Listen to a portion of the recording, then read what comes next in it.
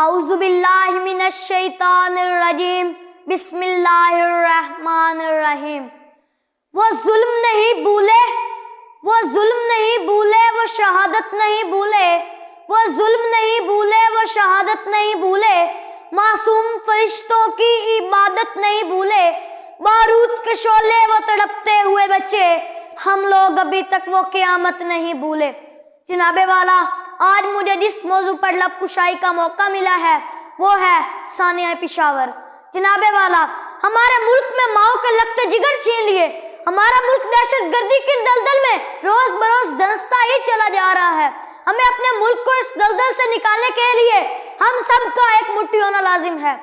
جناب والا، 16 دسمبر کو خون کی ایسی ندیاں بہی جس کے چھینٹے ہر ماں کے دامن پر پڑے، جس کے چھینٹے آج تک ماؤں کے دامن سے بے نشان نہ ہوئے۔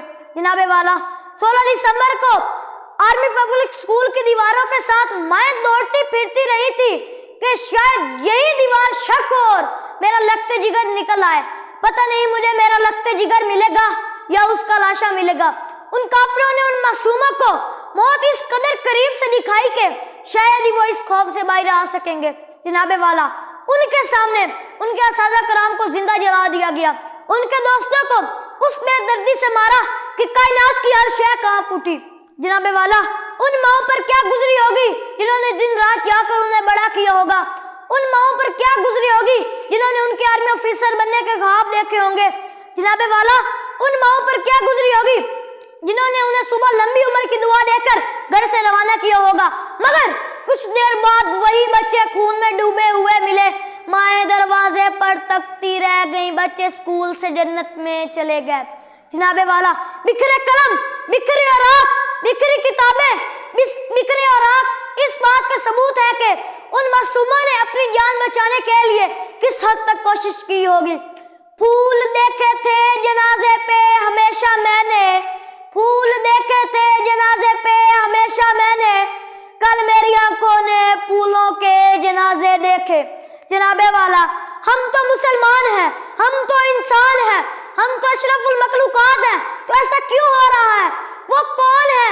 یہ وہی جنگلی ہے جو اسکول میں جا کر گولیوں سے بونتے ہیں۔